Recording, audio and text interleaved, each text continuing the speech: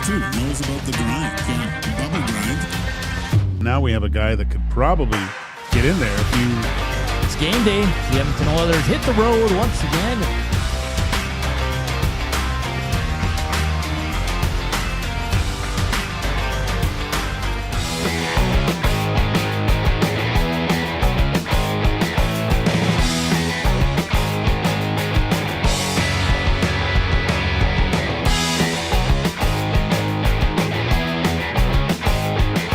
What's up, Nassies? Happy Tuesday. Welcome to EST Afternoons here at Edmonton Sports Talk new headquarters. Zach Collaros, Joaquin Gage, Hernan and Salas here with you. Got a fun show. It's a beautiful day out there, Joaquin. The sun is shining. It's about 28, 29. It's about damn time. That's all I got to say about the weather. It's about time. 28, 29. It's 23, dude. Yeah, but it's going to get to. Oh, you're looking to the future. I went outside just now. Beautiful. Don't get all fat and sassy like the Blue Jays here. I know, they're getting whooped again. 3-game losing streak coming up for the Blue Jays. They got a nice lead, though, so they were bound to have a little bit of a downturn here. But Joaquin, you brought us some good chicken. You almost killed Dusty with the spicy one. That's funny. What do you think of the new digs here? It's impressive. Yeah. Yeah. It not that the other place didn't feel like an office too. Yeah. But this is next level. It's top notch. Yeah. It really feels like a place of business. Not that the other place wasn't, but it was just, I don't know. Like we're the only ones here, right? You got our own entrance. You walk upstairs and you see the sign. It's impressive. Yeah, once everything's kind of fixed up. Oh my gosh! Yeah. By next week, it's going to look. Once Maddie finally cleans that office of his, makes it gives me anxiety to look in his office. Does it? Yeah, it's still messy. Right? It is pretty messy. I guess the boys made a list of all the complaints they have about Maddie. I know. I heard that this morning. I'm happy you found it. Well, it's not that hard. Yeah, I know. There's a lot of good smoking places for me to go. Really? Yeah. Like where? Well, they should have a smoking room here. Maybe that back room? No. Have a dart room? No, you can go outside. Me and Trev. Trev smokes? Well, didn't you see his post on Twitter on the weekend? He had a dart. Really? Yeah. Sure that was a dart? Wow. Yeah, I guess. A fun show coming up. Of course, the Elks return to practice. They're on the field as we speak, or they're probably actually done right now. We're going to get some injury updates for sure. I know Tom Gazzola went down.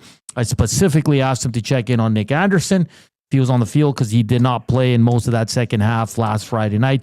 Joshua Frey-Sam from the Winnipeg Free Press. First time he's going to join us, but he covers the Bombers. He covers the CFL. He was recommended by another Bombers reporter, and this guy really look forward to our conversation at 1:20. Heat and Smoke at 1:40. Coop's got some fun stuff lined up for us inside the numbers. We got some tickets to give away to the Elks game on Saturday. It's 1 o'clock, guys. 1 o'clock. We're going to have some trivia for that as well. And another team in Faces of the Franchise. Joaquin, we did Minnesota. The only thing I asked you on Two Guys was to ask Cass for his 4, and you forgot. That's okay. We ran out of time. I know. It was busy. I texted him to get, and I did mention it at the end of the show. So when you were out there outside smoking, I did actually mention it to him. So yeah. So yeah. Did you hear what we were talking about on Two Guys? Yeah, you guys, Mark Wahlberg. Why? About the Oilers. Oh, no, but why Mark Wahlberg? Why did it come about Wahlberg?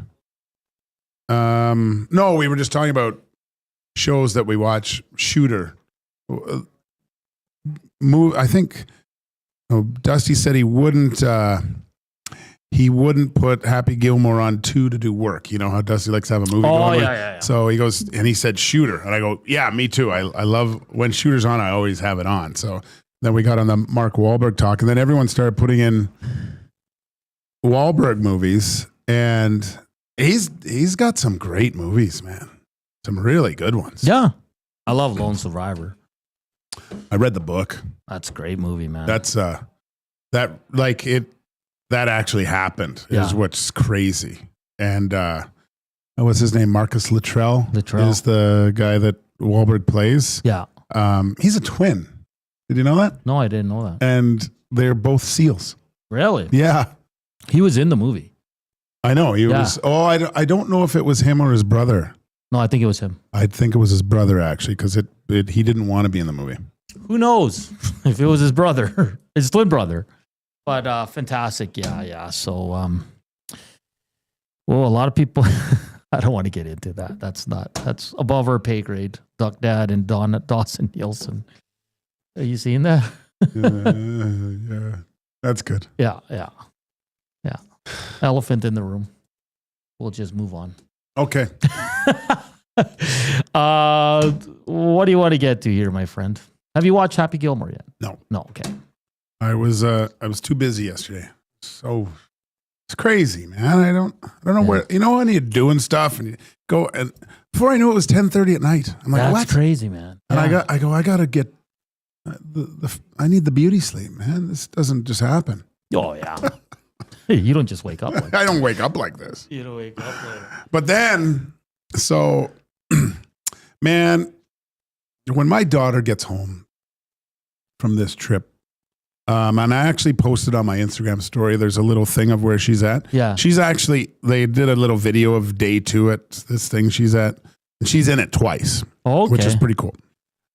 Anyways, so my wife is there, and there's moms there from all over the States, right? Okay. So, and there's barely anyone from New York that's going to this thing, which is kind of funny. But so my wife's talking to some of the other moms, and they go, "Oh, well, which daughter is your daughter?" And I go, "Oh, it's Liliana." And the moms were going, "Oh, the Meghan Markle lookalike." Oh. And I'm just like, "Oh, great." And then they're walking down the streets of New York, and my daughter wants to look more independent, we'll say. And so she's like, "Mom, can you take a couple steps back here? Like, I want to, like, so." Can you act like we don't know each other? Yeah. So my wife's getting a little bit upset, but, and then someone, and I goes up, "Oh my gosh," stops her in the street. "You are so gorgeous." And I'm just like, the amount of pegs I'm going to have to knock her down to just, so she's not all fat and sassy. Oh boy. When she gets home. So it's, I think once she's of age, 18, she might move to New York. I don't know. She just got to get a job there. Well, you and the wife can set her up for her. Right. Yeah. That's how it usually works. I will be living here. But it looks like a good time. So hopefully it's going well. She's in the small group number for everyone that knows dance. She was actually picked to be at the front. Nice. So that's always the best. Yeah, when you're picked to be in the front, that's always the big deal, right? So that's great. When are they back? I don't know. No, you don't know. What do you and the boy do? Just chill? The boy and I made him a fantastic dinner yesterday, and he was like, "Thanks." and then we talked for a bit, made sure everything's going all right. And then he worked out for a bit, and then he went to the gym. When I was going to bed, he was going to the gym. So today I'm running outside with the new shoes and the bad hip, so we're going to see how it goes. I'm going to try to do 15 today. Ugh. Want to join? No. What if you join me on a bike? You just cycle beside me, motivate me, talk smack. I could be like Mick. You want to chase a chicken in the backyard or something there, Rock? Or you can pull me. I'll put the harness on you. Yeah. You can pull me. That'd be great. What did you guys talk about Oilers, two guys? It was a good conversation. Because I'm under the thinking that because Nobla is really, it's his team now. Yeah. He's got the training wheels off, so to speak. Not that he needed them or whatever, but he had coffee there. Gullickson, former head coach. So now it's kind of new guys are coming in. He's the big dog, I feel.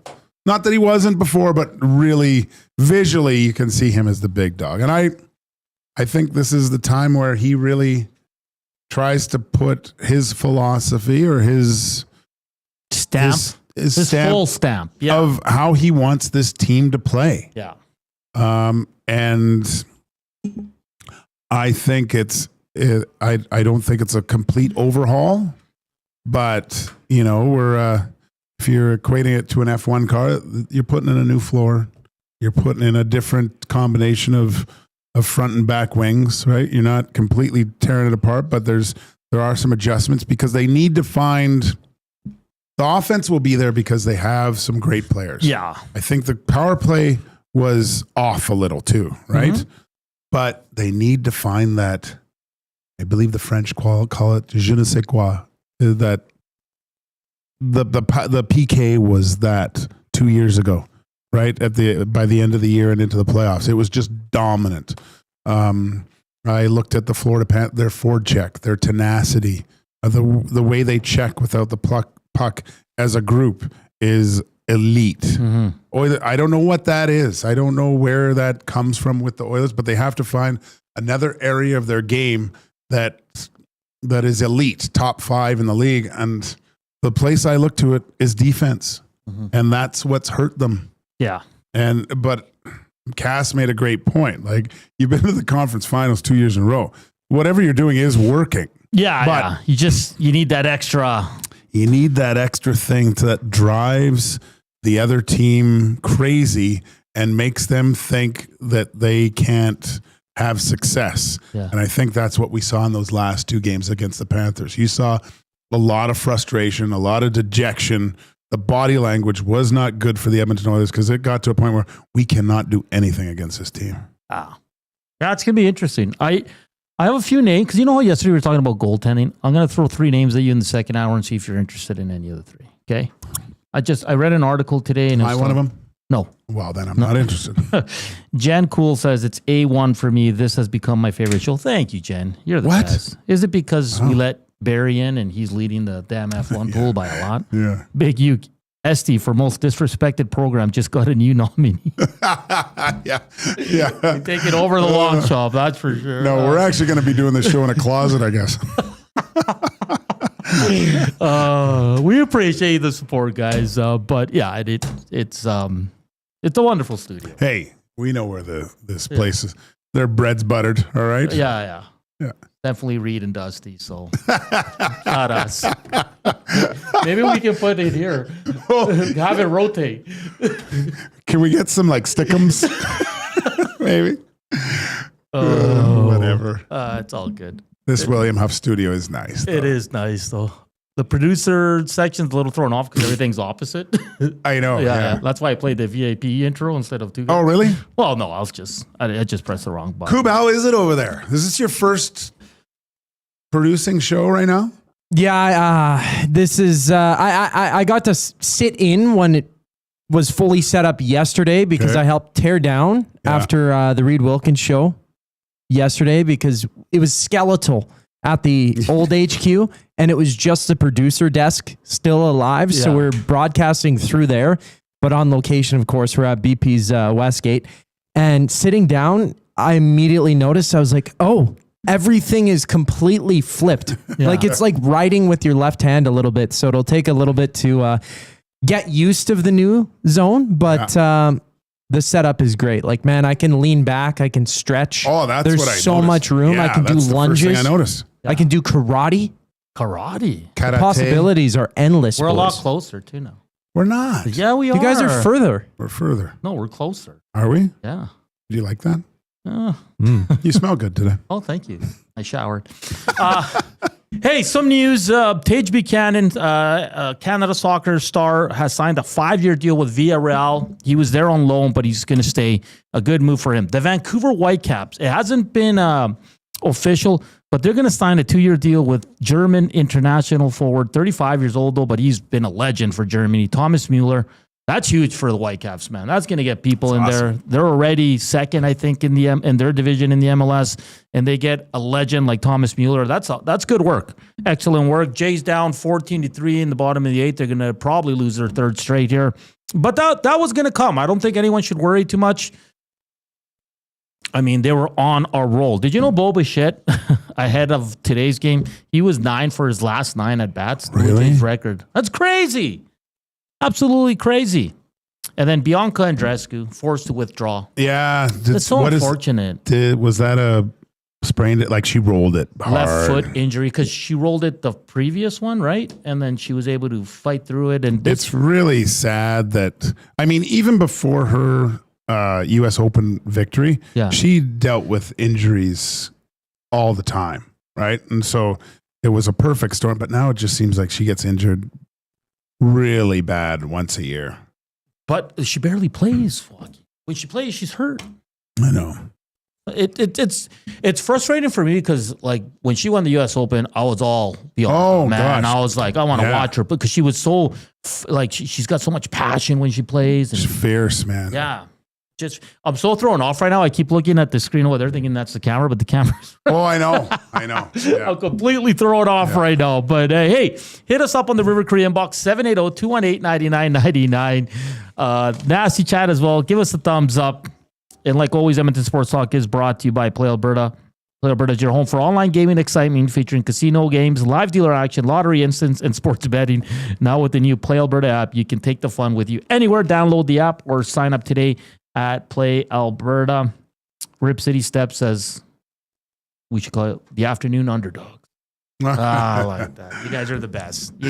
But we're good. We're fine. We had some chicken. You liked it, hey? Oh, it's fantastic. You liked it even. You wanted it hotter? No, actually, I took a second piece. I was like, this is a little... That's a good heat on there. I think that they have the ratings, I think that's 3 chilies. Okay. There's one that's 5. Ooh. I get that one, but I just get it to dip. That's crazy. Like I'll go there and the guy will give me a tub of it for like $2. Really? Yeah. No, that was good, man. We really appreciate it. I know they were chirping you because you didn't help with the move, but you do so much. And cleaning the bathroom at the old place was the big... I broke down boxes. I took some garbage. I know. Jeez. People were... Who chirped you? You did all the unwanted things that nobody else would do. You did like the dad things. You cleaned the bathroom. You cleaned the kitchen. I'm old too, man. There's a bunch of 20-year-olds here. And the bathroom. Can't have the 50-year-olds carrying stuff. I'm almost there, so... The next move, I'm out. Okay, we're going to talk some CFL and Winnipeg Blue Bombers with Joshua Frey-Sam from the Winnipeg Free Press coming up next. Slam that thumbs up for us. Hit us up on the Nasty Chat, River Korea box. We're back to talk some CFL on the other side of the break. Here's Coupe, Sports Update.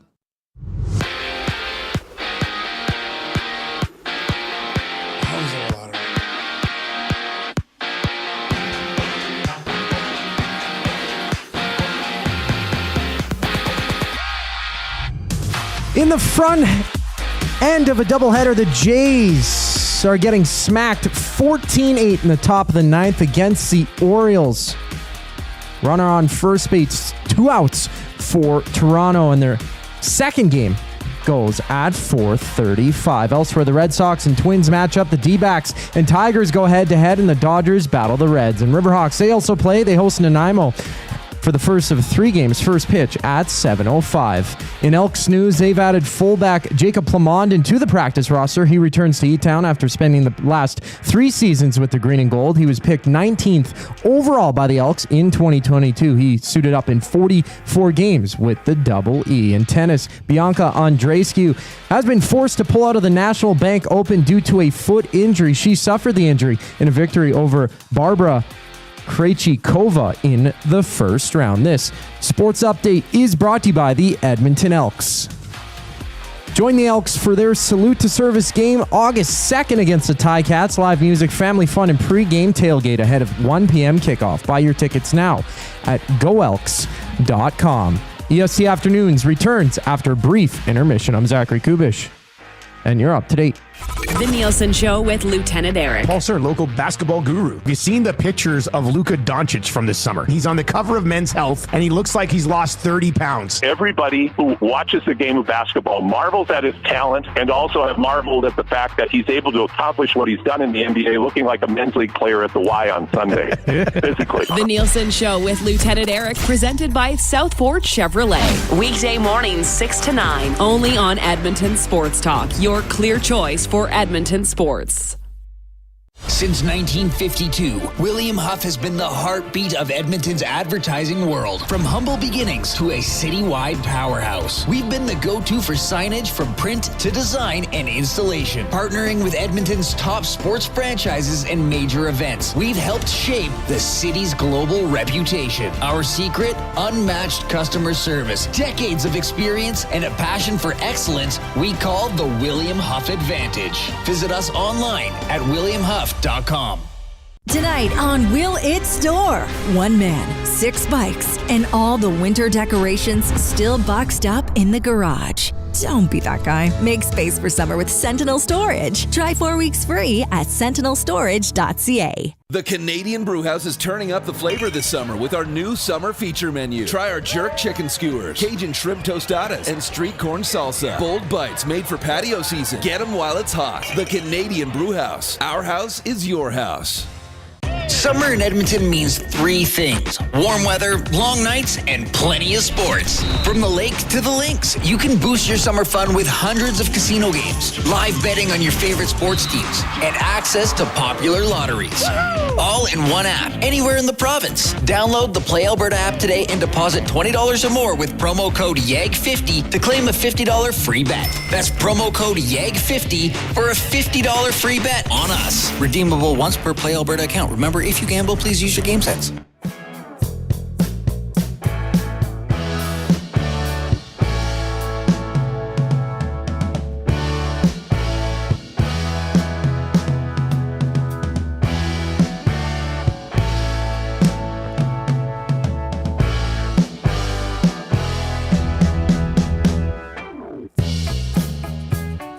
It's 1:24. Welcome back to EST Afternoons here on Edmonton Sports Talk. We're at the new studios, day one here. A couple blocks from the old house, but it's great. It's great. It's much bigger. There's a lot of room for activities, and it's been fun. It's been fun as Joaquin makes his way back in. Reminder: hit us up on the nasty chat. Slam that thumbs up. River Korean Box 780-218-9999 as we're going to talk some Winnipeg Blue Bombers. They've lost 3 straight. It feels a little different than the struggles early on, but we're going to talk all things Bombers and CFL with our next guest, Joshua Frey-Sam from the Winnipeg Free Press. Joshua, good to have you on the show. How are you doing today?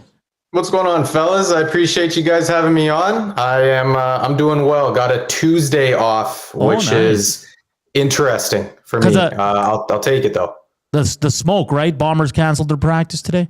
Bombers did cancel their practice. We also got a little bit of a rotation for our coverage at the paper there, and so it's actually I actually have this week off before I'm back on next week with the team as they travel to Calgary. But now I get to enjoy a week here. Not a week off by any means, but it's I get to enjoy a day here. Hit the golf course yesterday, which was nice, and now I can enjoy a little bit of the weather, a little smoky, but can enjoy a couple of things here. Catch up on some housework here. And Joshua, for us, we love talking CFL, and it's always great to have new CFL reporters join us. And Darren Bombing hooked us up. He's a great guy. He's been on our show multiple times, so excited to have you on, Joshua. Let's get to it. I mean, disappointing game over the weekend versus the Argos. You saw Zach Collaros go down again. Really didn't see anything injury-wise, but he did not play in the second half. And I said it off the top. I was listening to a few post-game shows there in Winnipeg, and at 3-3, this feels a lot more. There's more of a panic mode than there was last year's slow start. What's happening with the Bombers? Yeah, no, it's a great point you make because you think about last year, and a lot of people, the one positive spin a lot of people want to put on this 3-3 start is, the Bombers were here last year. They were 0-4 start, and then also a 2-6 start. But then you kind of think about the pessimistic side of things, and the pessimistic side is, well, when they went out to 0-4 and 2-6 last year, they were kind of losing games, but it wasn't they weren't getting shellacked. You know what I mean? Like, they weren't getting routed in these. Like, these last 3 games, they have lost by 3, and 2 touchdowns respectively. And so, and they haven't really been particularly close. You look at the box, anybody who goes box score hunting, that's not telling you how the game shook out. The Bombers in each of these games were simply outplayed by their opponents, and they didn't help themselves. They hurt themselves as well. There's a couple of glaring things, Hernan, that I kind of look at. one of them is the turnovers. On offense, you look at the quarterback play has to be better. Zach Collaros has, in 4 out of his 5 starts this year, has thrown 2 interceptions in each of those starts. Wow. He, in the last 3 games, him and the rest of the entire offense has combined for 17 turnovers the last 3 games. They have a -14 turnover ratio in the last 3 games. So I don't even know if I need to go further than that. You are not winning games with a -14 turnover ratio. It's just quite as simple as that. It doesn't get much worse than that either. So that is on the offensive side of the ball, is the quarterbacks need to be better. On the defensive side of the ball, and it's kind of funny because you almost normally, when a team goes through a little bit of a tough stretch like this, it feels like you can kind of pinpoint like an area, like, oh, okay, like if the defensive line could just, get home a little bit more, get more pressure, like, or maybe it's the special teams. Special teams just got to be a little bit better, whatever the deal. It's literally almost all 3 phases at this point. And so the defensive side of the ball, I just talked about the offense and the turnovers that they've been committing. The defensive side of the ball has been explosive plays. They've allowed, I think they're up to 7 or 8 explosive plays allowed here in actually it might even be more. I think I'm getting my stats mixed up here, but it might even be up to double digits right now. In terms of the last 3 games, this team has allowed in explosive plays, and it's come to a lot against a lot of big body receivers. So if you want to talk about a kryptonite that I wrote about against with the Bombers so far this year, I mean, it's been big body receivers. It was Damian Alford against the Calgary Stampeders, who had put up an insane stat line, one of those Randy Moss-esque stat lines with 2 catches for, I think, 79 yards and 2 touchdowns. And then they go against the Toronto Argonauts here this past weekend, and it's DeMonte Coxey going another 6'3" receiver here who put up a great day and had 5 grabs, 127 yards and a touchdown before the game was 20 minutes old. And so this team, this defense has been getting, it's not even so much of the amount of points that they're giving up. It's the fact that it's just it's quick drives. They're allowing just chunk plays down the field. And so that's the big concern for the defenses. And they keep going back to communication. Well, they've been harping on communication now for a few weeks, and we're continuing to see the same thing over and over again. And that's kind of the concerning part is, okay, well, at what point, can you continue to put it on communication? And what point do you need to maybe just start making changes? Do you need to start putting different guys into the lineup? And we actually saw that in Toronto this past weekend, which the Blue Bombers do not do often, is they bench players. They don't do that too often. They took Marquise Bridges, the field corner, out of the game. I think it was midway through the second quarter, and they put in rookie Trey Vavell, who has been serving as the returner. But they put him into the game there. And so you don't see that too often from the Bombers, but that says volumes about the struggles that they're having on the defense. And I wonder if there could be more changes even coming. They got an impressive rookie, Cam Allen, there. People don't really know too much about him, but he's sitting on their practice roster right now. He had a really strong camp, and I wonder if maybe we could see him injected into the lineup in some way, shape, or form. The last point that I'll make here is on the special teams, which has kind of been the one point throughout the first 2 games of this losing streak that you could probably point to and say, okay, it's not super concerning. Yeah. Well, even Trey Vavell he caught the ball and he fumbled, and he had a giveaway in that game against Toronto. And even Janarian Grant, he slipped, but if he did not slip in those rain conditions, he was off to the races. I'm telling you that. I don't know if he scores, but it's an explosive return for him in that game as well. So it's all 3 phases, and there's a lot of reason for concern because, as Mike O'Shea said yesterday, last week, I'd asked him last week, is it the big things? Is it the little things that are concerning you? He said, it's the amount of things. And it's the fact that they are happening over and over and over again. And it's been like that, not 1 week, not 2 weeks, but now we're at 3 weeks. And in each scenario, they've been getting absolutely waxed on the field. And so really a lot of reason for concern. Josh, you could almost just substitute the names, and it'd be the same thing here in Edmonton with the Elks, with the way you're talking about the Bombers.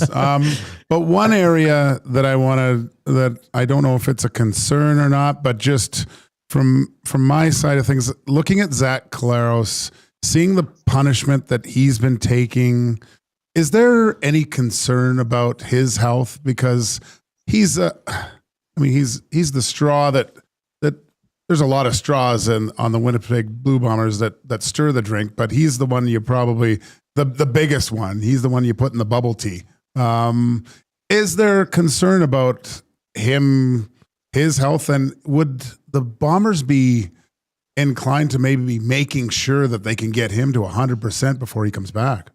Yeah, that's a really good question. And it's tough to answer because on one hand, you do wonder if the Bombers would consider, let him try and get to quote unquote whatever is 100% or as close to 100% as he possibly can be.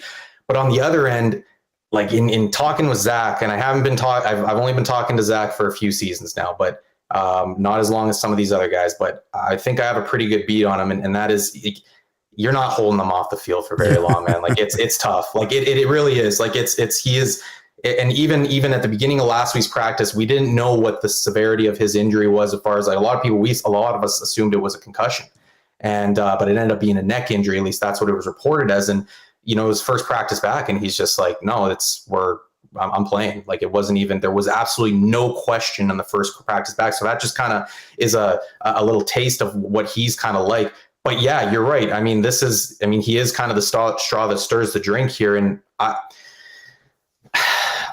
don't know if I don't know what the level of concern is for his injuries, or for his health. Like I do wonder if he's not 100%.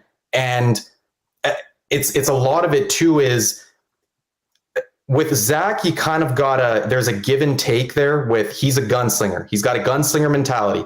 And as a result, you kind of live with I'll make another NFL comparison here, the Brett Favres of the world, where you just he's going to gun it and there's going to be interceptions, and that's just the nature of it. But there's also going to be some really exciting plays. There's going to be some really explosive plays in there as well. The problem is that, and I wrote about this, is that you'd like to see him maybe not place a precedence over not turning the ball over, not putting the ball in harm's way, versus looking for that big play, because they're exciting, but there's been way too many turnovers, and he's hurting his team more than he's helping it in that case. And so I don't know if that's because of the injuries. I don't know if, what the other thing is here that I've touched on is, I don't know if it's because he hasn't been able to get into a rhythm yet this season.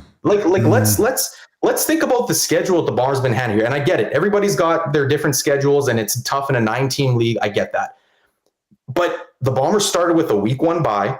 Week 2, Zach didn't play. He was suspended. Also, this team probably didn't get off to, even though they beat the BC Lions, they also didn't have Brady Oliveira in that game as well. He got hurt on the 3rd play of the game.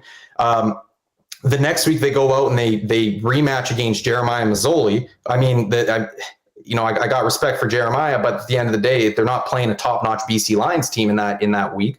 They go up against the Elks the week after, and then they go and then they go on this losing streak here where they're playing these top teams. And in the last couple of games, Zach has played a total of 3 quarters. Mm-hmm. So like you just wonder with the way that, and they've had another bye thrown in there as well. In the first 6 weeks of the season, they have 2 byes, and Zach didn't play in one of the games that they played in. So Zach has Zach has barely played this year because of A, suspension, and B, being hurt. And so I just wonder how much of it is injury related. I wonder how much is the schedule related. I wonder how much of it is just he has not been on the field as much as he would have liked to be, to continue to develop that chemistry with these receivers. Especially you think about chemistry wise, Dalton Schoen hasn't been on the field in a little while now as well, because he's been hurt.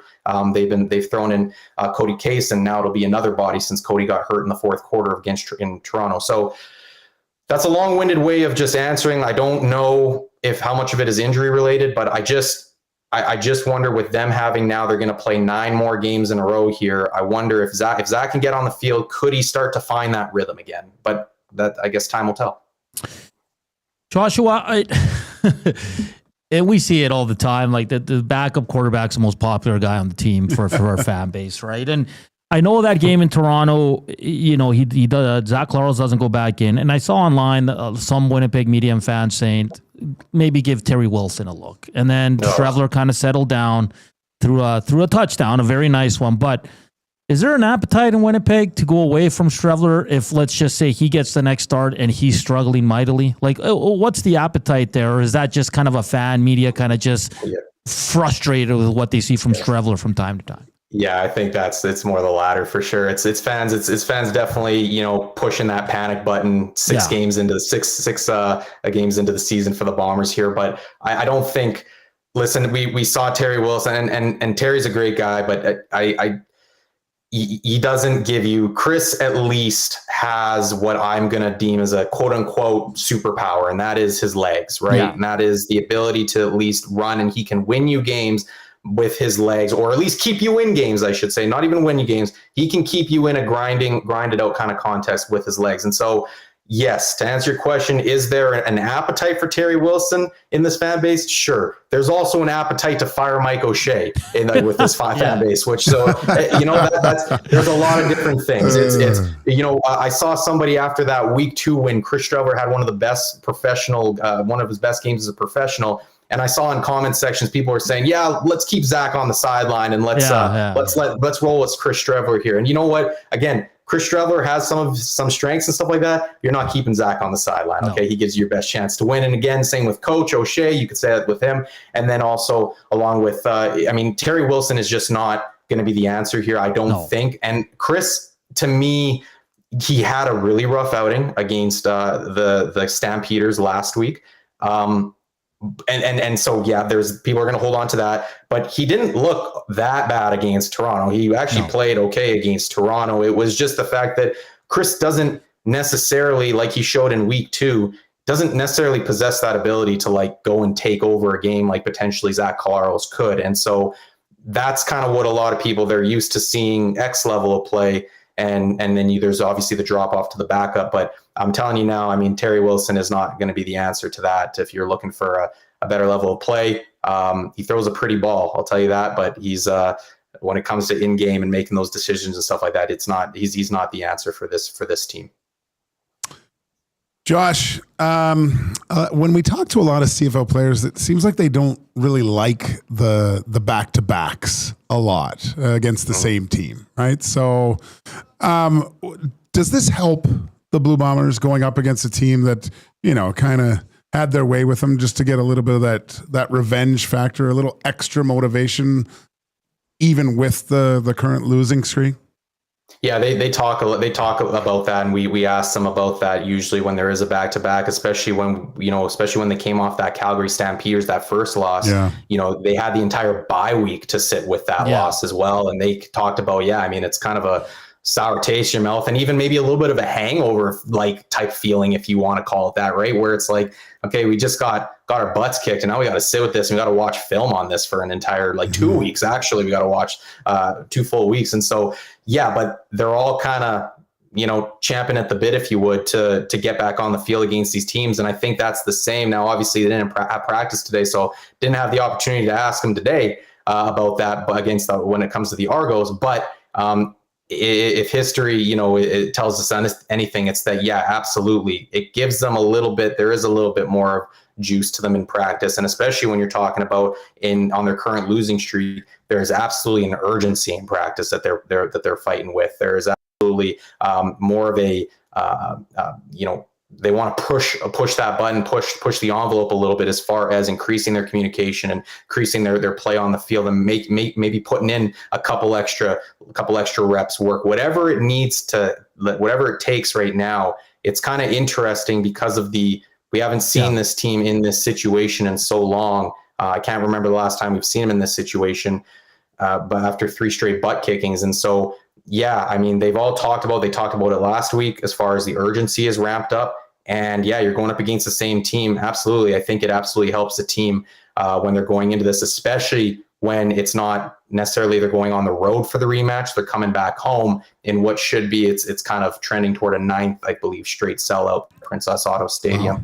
And so, I think that this team they need the home game for sure. They need the crowd behind them for sure. And absolutely, I think playing up against this team that they just saw, especially this is an Argos team they just lost to in the Grey Cup as well. So, and they sloughed that off all last week. I asked them, I tried to dig a little bit on that all last week, and nobody was having it. We moved on. It's a new season, all that stuff. But listen, I think the competitor in you, that loss has got to always stick with you, the Grey Cup, and then you also get your butt kicked. Again, they've made Nick Arbuckle look like, I don't know, insert really good quarterback here. They've made him look like that the last 2 times they faced him, which has been pretty impressive from him. But I think these guys are ready to go against Toronto here. They want to play these guys. Joshua, I'm taking the Bombers this week. I think they bounce back. I don't care who's at quarterback. So it's going to be a fun game. Like Gage said, it's the rematch down there in Winnipeg. It's a great stadium. It's great vibe. If you're the opposing team, it's fun. It's fun. I've been there and it's been great. So, hey, Joshua, this has been fantastic. Thank you for taking the time to join us. I'm pretty sure we're going to have you on once again once the Bombers and Elks battle it out. But thank you for taking the time. Enjoy your day off, buddy. Appreciate you guys. Love what you guys are doing, and absolutely happy to come on anytime. Perfect. That's Joshua Frey-Sam from the Winnipeg Free Press, breaking down all the struggles with the Bombers. 3 straight losses. They'll play Friday at home against those same Toronto Argonauts, and Arbuckle looking pretty damn good. I'll be honest, man. I didn't see this coming from him, but he's playing well. I think he's only behind Bo Levi in terms of touchdowns and passing yards. So it's pretty crazy what they're doing. And they're not doing too well. They've only won 2 games, right? And Chad Kelly's been added to the 6th game, so he's still a ways away. So it's going to be another great CFL week. Week 9. Our Tom Gazzola, I'm going to text him soon and see if he has any notes for us from practice down at Commonwealth Stadium. It's day 1 for the Green and Gold as they get set to host the Hamilton Tiger Cats. Saturday at 1. Will you be there? I don't know if I will or not. I don't know either. He's second passing yards, 2007, behind Bo Levi at 2,200. I mean, remember last year when he was going in? Like I thought this is awful. This is all Winnipeg. This is terrible. And he's rode the wave, man. Yeah, man. He's rode the wave. Because he was almost out of the league, Gage. Like seriously. Chad Kelly just went on the 6th game, right? Yeah. Is this a result of, this is where we're talking about with Collaros a little bit. I'm thinking, make sure he's healthy. Is this the Argos going, let's make sure this guy's, and because we've got Arbuckle. This guy who's playing well. We're not winning. Gunslinging right now. Yeah, for sure. Hey, the afternoon inbox is presented by the River Cree Resort and Casino. Check out the Tap 25 restaurant where the entire menu is 50% off 7 days a week from 2 to 5 p.m. On the other side of the break, we got Heat and Smoke once again here on EST Afternoons on Edmonton Sports Talk. Break time, but first up, here's the sports update with our guy, Coupe.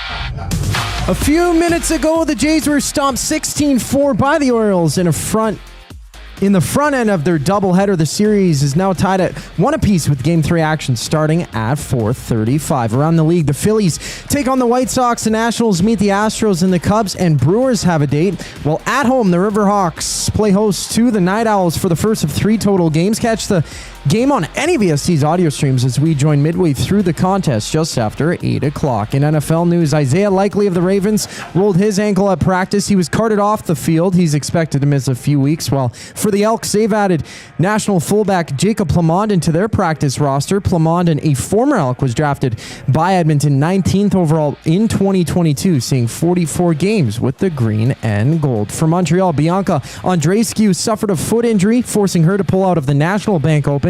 She sustained the injury in her first-round win against Barbara Krejcikova. This sports update is brought to you by the Capital Care Foundation. Financial support deeply affects residents at Capital Care, whether it's a one-time donation or monthly contribution. Every penny counts. Find out how you can donate at Capital Care Foundation.net. Heat and Smoke up next here on EST Afternoons. I'm Zach Kullaros, and you're up to date. The EST Hangout. I want them to win. I want people to start going back to the games. Like, I want to see success for the staff. The offense sputters. The defense, again, struggling mightily. Just look at the statistical categories and where they rank in that.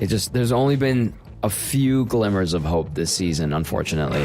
The EST Hangout, presented by Sentinel Storage. Weekday mornings 9 to 11, only on Edmonton Sports Talk. Your clear choice for Edmonton sports.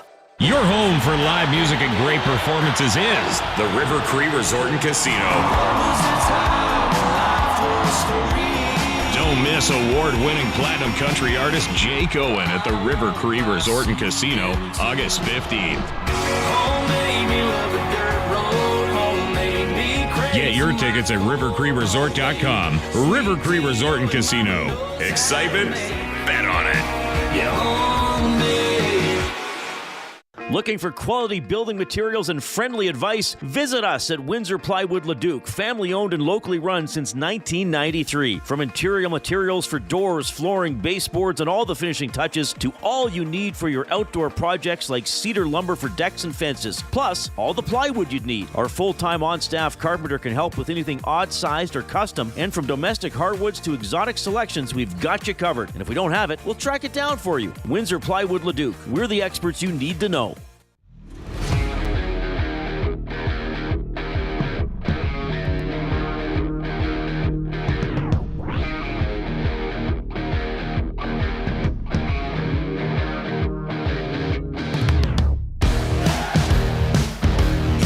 What's up, Nasties? Welcome back to EST Afternoons here on Edmonton Sports Talk. We're live from the William Huff Studios. I saw Bruce today. It was nice to see him. He was putting up the EST sign at the front. Looked amazing. Looked amazing. Blue Jays lost. They brought in their catcher to pitch at the end, so you know how things went when they do that. So not very good. Hey, portion of this hour brought to you by the Canadian Brew House. The Canadian Brew House is turning up the flavor this summer with their new summer feature menu. Try their jerk chicken skewers, Cajun shrimp tostadas, and street corn salsa and chips. Bold bites made for patio season. The Canadian Brew House, our house is your house. We got lots to get to still. We're going to have some Oiler conversations as well. We're going to have some Elks tickets to give away if you want to go on Saturday, 1 o'clock. We'll have some trivia, and we'll do another team for Faces of the Franchise. Tomorrow, Who Dis, number 5 as well. As who won yesterday? Old Gill, not Oil Gill. Yeah, Gill won. I refuse. Old Gill won. But it's interesting what's going on with the Bombers. Definitely fascinating. Can they turn it around? I do think they will win at home this week. But there is a bit of panic in Bomberland, and you haven't seen that in quite some time. All right, let's get to Heat and Smoke with our guy, Coupe. Let's see what he has in store for us today. Hold on here, boys. Sorry, everything's weird. I know. With this new... I had it here. Hold the phone. Looks like I lost it. Okay, that's okay. I can't find it. Yeah, everything is messed up. Today is not my day, boys, but I'm going to have some fun trying to get you guys to pronounce some UFC names. Boy. And some of these are hard. One is a current champ in the UFC. So I'll pop up a name here on screen and I'll get Gager to get the first crack to pronounce the name here on screen. That's Rafael Fiziev. Rafael Fiziev, final answer? Fiziev. That is wrong. Okay. Hernan. What did you say? Fiziev? Fiziev. Okay, I'm going to go Rafael. The last name, yeah. Fiziev. That's what I said. No, you said Fiziev. Oh, geez. Fiziev. You guys are both wrong. One more crack. Hold on. The first name's right. Last name is wrong. Maybe the Z is silent. Rafael Fiziev. No. Rafael Fiziev. It's Rafael Fiziev. Fiziev. It's Fiziev. I was way off. I know. It's a lot harder than it looks. A lot harder than it looks. This one looks a bit easier. All right. You guys are both. So who goes first? Gager, you get the first crack at this, I guess. Okay. Magomed Ankleev. So close. Hernan. Magomed Ankalaev. Magomed. I think I'm going to give it to you, Hernan. Trying to get it right. Okay. Get one shot at it. I'm going to give it to Hernan. Yeah. Magomed Ankalaev. He didn't say. He said Mango Med. No, I said Magomed. No, you got it wrong. Magomed Ankalaev. Oh, whatever. Cheating. That's fine. It works. Okay. It works. All right. Then this third and final one is my favorite name. Ooh. Probably of the three. It's a long one. So I guess Hernan, you get it because you're upset. I'll just say it once. Okay. I'm just going through it in my mind right now. Yeah. You could write it down. You can do whatever. It's, there's a lot of consonants. Well, there are a few vowels. Shavkat. Okay. Shavkat Rachmanov. I think that's it, but it's not it. No. It's Shavkat Rachmanviv. Shavkat Rachmanov. Shavkat Rachmanov. What did I say? I can't even remember. Shavkat Rachmanov. Can't tell me you basically said it, but you you split it up into like. So Hernan's up to nothing. He's rolling his R's. Shavkat Rachmanov. Shavkat? Shavkat. Shavkat Rachmanov. Yeah. Good thing we're not announcers, man. That was good. All right. Goal scored by number 4, Shavkat Rachmanov. Oh, jeez. Some of those names are hard, though. But all right, now we're going to do some player profiles. So I have 4 players. I'm going to give you some hints. We did this last week a little bit. I'm trying to change things up. I like the name function that you guys did. So good job there, Hernan. Okay, thank You're very close. Thank you. You were very close. So I gave you the 2 points. Yes. I think you might be winning this one today, unless Gager can come back. Gager can sweep this. All righty. So the first hint, and these are all former Oilers, by the way. They played at least one game for the Edmonton Oilers at one point in their career. The first hint is Thunderbirds. Thunderbirds. Who goes first, Gager? Hernan, you can go first because you're a nice guy. Ethan Bear. Are you serious? Yes. How do you guess? Seattle? How do you do this? Yeah, he was in Seattle. He played in Seattle for 5 seasons. He won with the Seattle Thunderbirds in 2016-17. Wow. Okay, I didn't think it'd be that easy. Jeez. I'm a genius. I was going to go 5th rounder, born in Regina. Did you know played that? for 4 NHL teams. I was thinking of guys that played at UBC. Yeah. What's going on here? You did this last week too. I'm I need to get into the mind of Hernan. Okay, Gager can go first. Yeah. He goes to the printer. Goes print last of your stuff. Oh my gosh. Alrighty, first hint. Port Alberni. Port Alberni. Port Alberni. I'm actually going here next week. Really? Port Alberni. Yeah. You're going to Port Alberni? Why? Is this a solo But he's got trip? land out there. No solo trip in Port Alberni. Port Alberni. Rod Brendamore. No, I like the guess though. Hernan? They're all Oilers, right? Former Oilers, yes. Oh, former Oiler. He was never an Oiler. Alberni. Jesus, I don't even know where to go with this. Just guess somebody from BC is basically. I'm surprised you guessed it on Thunderbirds. You should be getting it right here. Chad Kilger. He's from. Oh No. 6th rounder is the next hint. 6th rounder. So each of you guys will have Port Alberni. David Oliver. No. I know. Dean McCammon. No. Damn it. This guy's a cup champ. Oh. Cup champ. Can you give us another hint? No. No. Oh, it's just his hometown. Oh. He won a cup. Won a cup. Yeah, won a cup. He's a 6th rounder 6th rounder. from Port Alberni. Brad Isbester. No. Hernan. You just said that because it was yesterday. Yeah. BC kid. The Oilers haven't had a lot of BC kids. I'm like one of the only ones. Me and Oliver. You and Oliver. Isn't Dean McCammon from there? Or he just lives he's there from now? Grand Cache. Port Alberni. From the island. I was gonna say. I know who it is. Okay, go, Do you go, really? go, go, go. Tyson Berry. No. What? Okay, Hernan, you get 2 cracks. Just surprised you're not getting it. I don't know. I'm like drawing a blank from BC players. Okay, this guy played for 3 teams, Doesn't 3 really- teams. and he's no longer active. 6th round. No, that's not him. I'm like stumped. Igor Kravchuk. No. I've seen this player play. You've seen him play. Probably live, actually, too. God, it's going to kill me when I hear this. Matt at the Garrison, Ray Ferraro, but he didn't win a cup. Did he? No. No? He never played for the Oilers. Laurent Brossoit? Yes! Okay, I Are you cheated. I cheated. I saw What? it. When did he win a cup? Oh, Vegas. Vegas. Yeah. Oh, El Presidente wins that one. Yay. Oh, good one. Port Alberni.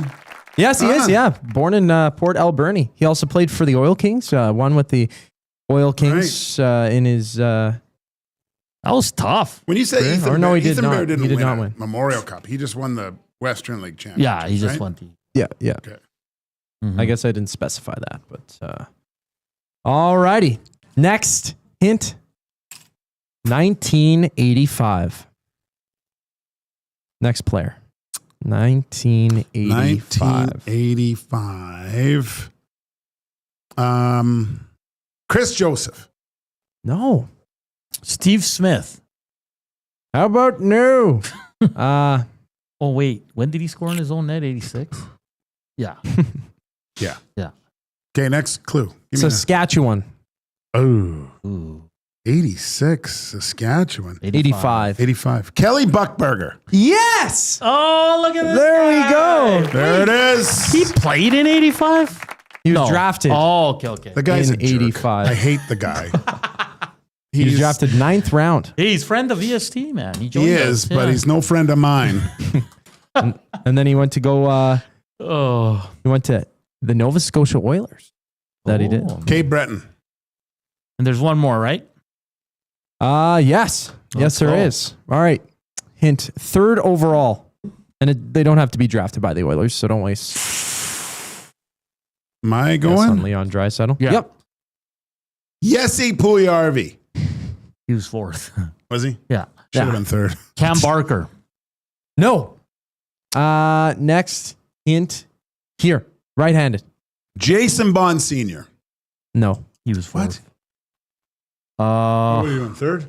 He I was got 4th. 3rd overall. And it's Yeah. weird that I only think of Cam Barker. How messed up is that? Cam Barker, 3rd overall. Ekblad. No. Oh, he's an Oiler. Sorry. Carpat. Oh, that would be. Yes, he pulled. Oh. Carpat. Yeah. That's Finland, Yeah. right? Okay. It's got to be Yeah, the Kasperi Kapanen. No. Yari Curry. Nope. Burnaby Express. Burnaby Express. Mm-hmm. 3rd overall. Burnaby Express. What the hell are you talking about? I'm just throwing a wrench in any idea that you had. I'll go with Esa Tikkanen. No, I like to guess so. Carpat. Who's Yanni Niinema? No. That was a good one. No. The next hint, I've he played played in for combat. 4 NHL teams. 4 separate teams. Of course, one of them an Oiler. But 3rd overall? 3rd overall, yeah. It's not him. Finnish players. That's all I'm thinking right now. Magnus Pugliarvi. Svensson? He was Svensson, he was no. 10th overall. How do you know this? Phoenix Coyotes. Oh my God.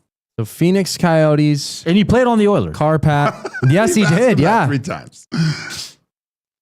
Phoenix Coyotes. And he played parts of 2 seasons. Oh, I know who it is. No, I don't. Okay. Okay, another hint. He ended his career with the Oilers. Oh, I know it is. Cool. Pat Falloon. No. Hernan. Mike Comrie. No, you guys both get it wrong. It's Kyle Turris. Oh. He was drafted 3rd overall by the Phoenix Coyotes. He played for the Burnaby Express in the BCHL before going to the University of Wisconsin. And in that same season, going to University of Wisconsin, he was brought to Phoenix, played 3 games there. And then during the 2012-2013 season, he played for Carpat. Before coming over to play with the Senators. He played there for a handful of seasons, played for the Preds, played for the Coyotes, of course, and the Oilers to put a bow on his career in 2021-22. He played 23 games, 4 points, 1 goal for the Edmonton Oilers. That was good. Kyle Turris. That was a tough one. I'm surprised you got Ethan Bear so fast. The Carpat threw me off, though, for sure.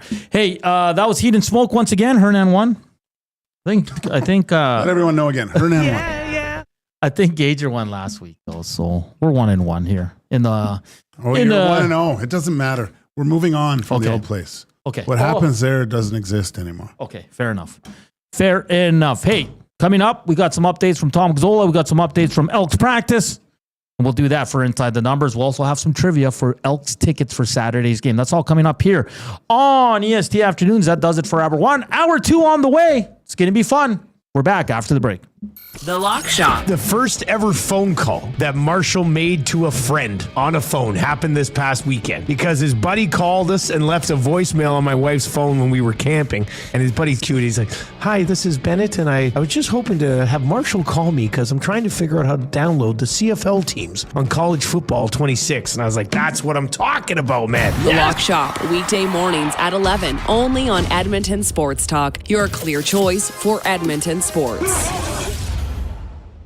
Summit Racing Equipment brings you the earth-shaking thrills of Monster Truck Throwdown at Edmonton's Rad Torque Raceway. 3 massive shows, August 22nd through 24th, featuring 8 incredible trucks with high-flying thrills and jaw-dropping stunts, including Alberta's own Crude Behavior and Roughneck, along with a return of Avenger and more. Experience the epic power of Monster Truck Throwdown, August 22nd to 24th at Rad Torque Raceway. Don't miss this all-ages event with kid tickets starting at just $17. Get tickets and info at radraceway.com. Win a trip to Osheaga with the Banquet in Aperol. We're sending 1 lucky guest to Montreal with flights, hotel, and 2 tickets to one of Canada's hottest music festivals. Enter by July 26. Details in store or on the Banquet app. Get real. Play hard. You know Dawn. Everyone knows Dawn. Dawn from Frontier Cartage. That's right, it's me, Dawn from Frontier Cartage, where we're setting the standard for cartage service in Edmonton and beyond, offering city cartage, Alberta highway, short haul deck, and more. My team and I are bringing our years of industry experience and expertise to every mile. Join Dawn and her boys in a new chapter in transportation excellence, dedicated to exceptional service. Call Dawn at Frontier Cartage, 587-222-5826. You've heard the name, but what does it mean? For over 66 years, William Huff Advertising has supplied signage from screen printing to digital to LED with design, production, and install in-house. It's a one-stop shop for all your signage needs. Edmonton owned and operated, William Huff has been trusted by the biggest companies and teams in the City of Champions and many others across the country to do the job. If you're looking for a way to get the word out about your company or event, they are the answer. Go to www.williamhuff.com. Their results speak for themselves.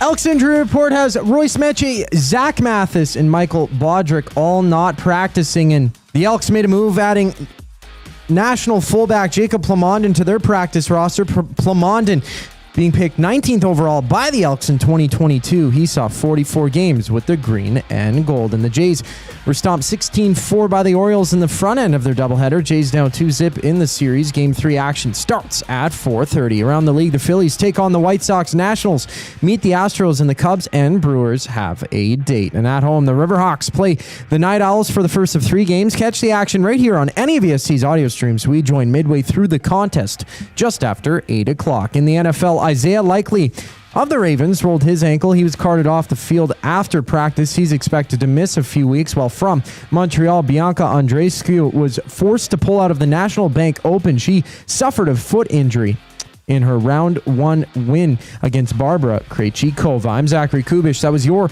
sports update. Hour 2 of EST Afternoon starts right now.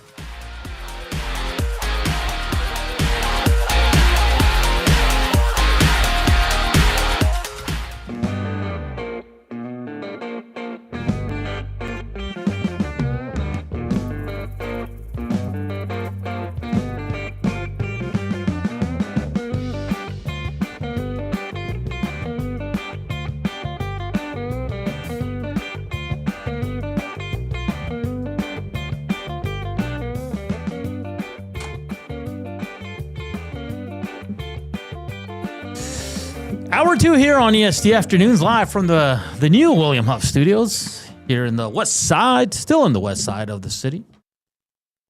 It felt good just going straight today, you know, Joaquin? What? Going straight, coming from downtown instead of turning, you know? How do you go straight? Well, from 107th, brah. From downtown. Oh, I guess you can just take Just that shot. Straight all the way through, my friend. That's good. Hey, big shout out to Joshua Frey-Sam from the Winnipeg Free Press. He was outstanding segment there on the Winnipeg Blue Bombers. He didn't smoke. We had some fun saying some UFC names and then trying to figure out the players with the clues that the Coupe gave us. It's time now for Inside the Numbers for Play Alberta. Why limit your choices when you can have it all? Play Alberta is your go-to app for casino games, sports betting, and lottery all in one place. With easy access to real money games, you can enjoy everything Alberta has to offer right at your fingertips. Download Play Alberta now and start playing today. We've got some tickets to give away. We're also going to give you an update for Inside the Numbers on the Elks. They have sent out their injury report. Tom Gazzola was down there, and he let us know that Fajardo first-team reps, no surprise. No Nick Anderson at practice. DeBlanco, the first overall pick from last year, working in his spot. Ceresnal, full participant, wearing a knee brace on left leg. So we thank Tommy Gazzola for that info. Now, the Elks sent out an injury report. It doesn't have Nick Anderson on it, though, which is weird. Why? Because if a player doesn't participate, I think they have to land on the injury report. Well, I'm not 100% what do you mean, sure. in the practice or whatever? Like if he doesn't practice, it has to be reported why. Oh. Do you know what I mean? Okay. Because they have Broderick, DMP, which means did not participate. Zach Math is the same. And then Metier and Clements, who have already been on there. Robbie Smith, good news, was limited. That means he's on the field. So we'll wait and see more information here on Nick Anderson. It'd be an ignore. Listen, nothing against Joel DeBlanco. I think he's a fantastic football player. I'd like to have him on the show. He's a friend of the show. But Nick Anderson would be an enormous loss. I don't think this team's can win without Nick Anderson. But in saying that, Joaquin, it's an opportunity for DeBlanco because when he was drafted, we all thought he was going to be a starter. He's been mostly special teams. Now they've mixed him in this year for defensive plays, but it could be an opportunity for DeBlanco that he's been waiting for. And then you get Nick Anderson back, and then you have a really good problem. Right? Yeah. I can see what you're saying, but he's so instrumental in everything he does out there. He leads them in tackles. He's around the ball. He's become quite the leader. Yeah. Only in his second year. So interesting because he did not play most of the second half. We got nothing from the Elks in during that game on Friday, but you can notice he wasn't on the field. Oh, definitely. Yeah. And in fairness, Joaquin, let's just look at that fourth quarter. The defense was pretty damn good. With Nick out, they held him to 0 points. And Trevor Harris said in his postgame he was pretty disappointed in how they. That was garbage time, man. Oh, but it was a 3-point game. I know, but it wasn't till then. Yeah. It's tough when you take your foot off the gas. You see it in every sport. An individual or a team gets up by a bit. Yeah. There's a natural tendency to relax, but it's so hard to get it back. Yeah. And especially when the other team starts feeling it, right? Okay, that's fair. So we'll day 2 tomorrow. And then we'll find out Friday around 11 a.m. when the depth chart comes out. What's the status on Anderson? He might have just missed because he was, I don't know, sick maybe today, or I don't know. But that came from our own Tom Gazzola down at practice today. And we're going to give away some Elks tickets, okay, Joaquin? Nice. So a few house cleaning things. Nasty Bash goes on August 8th at the St. Albert Rugby Club. For people to get tickets, they need to RSVP to nastybash@edmontonsportstalk.com. Okay?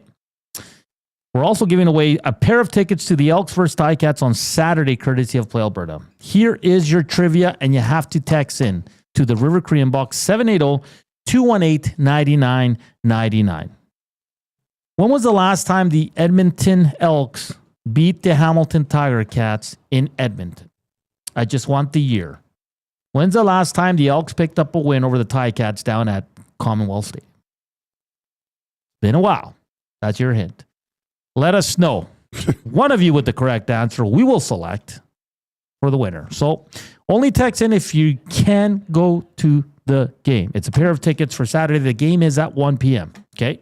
Tailgating. It's supposed to be nice out. All that fun stuff. So make sure to check it out. Let's see here. Joaquin, I did want to get to this. So an interesting article in the Hockey News. And it was about 3 goalies. Okay. And are they worth signing? And it's funny because the article looks at a few teams that don't really need it. And guess who they have as a team that, if they had the money, could make it work? You want to take a guess? No, you just tell me. The Oilers. Oh. Surprise. Okay, one name that was brought up yesterday. I can't remember who brought it up, but Ilya Samsonov, 28-year-old, subpar save percentage of .891 last season. Is that a name that, listen, I'm not trying to push Skinner or Pickard out, but a name to push these guys in camp? Would you have an appetite for an Ilya Samsonov? Where is he now? He's a free agent. He's a free agent. Yeah.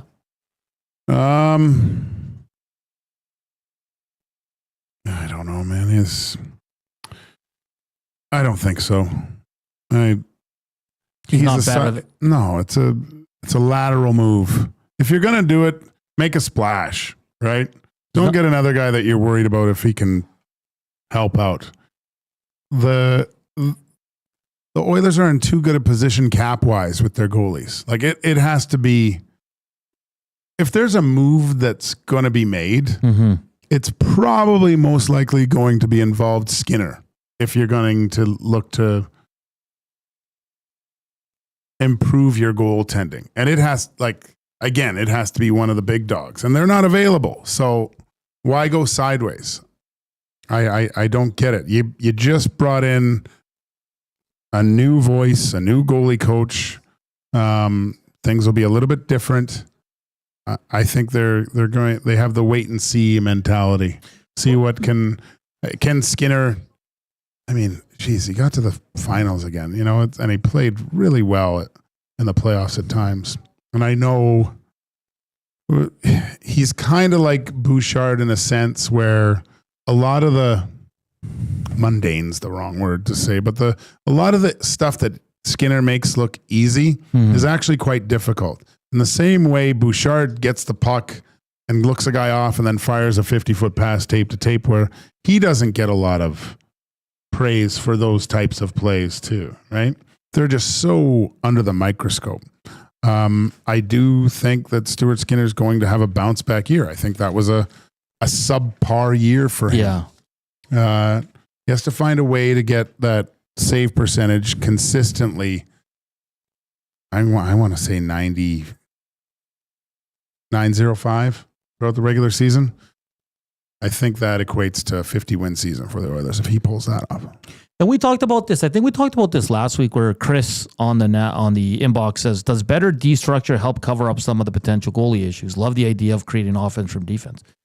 And you brought up the point where there's going to be some young guys in the lineup. We don't know what they're going to be, Joaquin. No. So they might have to change their game a bit where it's defense first. Well, I mean, they should always be that way. But play a lot better defensively, and your offense will come through that. And then obviously that's going to help your goaltending. Now, the PK is the main reason too. And the goaltending is a part of it, Joaquin. But it's the biggest part of the PK. It's the biggest part. And it was terrible last year. Yeah. But it was brilliant the year before. So we know it can be done. We know it can be done, but it's just, and you're right, like naming off all these goalies, it just doesn't make sense for the Oilers. It doesn't. And I know how much there's an appetite to bring in a new goalie, but like you said, unless he's a significant upgrade, there's no way. Because I'll give you the other two names, and we don't have to get into too much, but so he had Samsonov, Georgiev, and Reimer. For me, none of those guys push what the Oilers have right now. Yeah. None of those guys. And all those guys, like, with all those that you just mentioned, they're replacing Pickard. I believe. Not Skinner. So, and now you're adding at least 1.5 million. Like, I can't see any of those guys coming in for $1 million or league minimum. There's no way. So right then, you're reducing, like, I mean, if the Oilers were to get rid of Pickard for one of these guys, they'd have 1.2 in cap space remaining, right? So it's not that they have a lot to work with anyways, but I just don't know if those guys would even come here for 1.225. I'll take it a step further. Are any of those three better than Pickard? I'd have to say no. How do Pickard was, he had to have been, I'm trying to think of another name. Name me one other reliable backup goaltender, number 2. That's a good question. I don't know why. I think maybe Wedgwood in Colorado behind Blackwood. He's pretty good. Pyotr Kochetkov and Freddie Anderson. That was a pretty good duo, right? Yes, that's a pretty good duo. That's the one I was thinking of. And New Jersey was okay because Boston did they had who did they have? The Finnish guy. Yeah, that was a drop. You look at Tampa Bay drop Korpisalo. off. Korpisalo drop off. Yeah, Washington's good. Yeah, Washington's good. But then again, you look at Swayman and Korpisalo, there's 11.25 million in your goaltenders. Almost 12% of their caps wrapped up in goaltenders. I don't think you can do that. It's got to be 8 to 10% of your cap. Because you handcuff yourself, I think. Right now, anyways. Yeah, so there's just, and this was the thing back in free agency, everybody was losing their minds. They got to get a goalie. They got to trade for one. Like, unless it's better, don't do it. And by better, I mean significantly better. Not, they might be better than Skinner, right? Yeah. And I'm not ready to just ship Calvin Pickard away. Why? All he's done is help this team win in the regular season, in the playoffs. So for me, it's a no-brainer. Like, you roll with these two guys, and yes, if let's just say Skinner's struggling, Joaquin, early in the season, they can't just stand pat. They're gonna have to do something. They've proven they can get to the Stanley Cup Finals with what they have. Exactly. And there's only 3.8% of the cap wrapped up in these two guys. And I'll say this also, like, I know they've lost 2 back-to-back Stanley Cup Finals.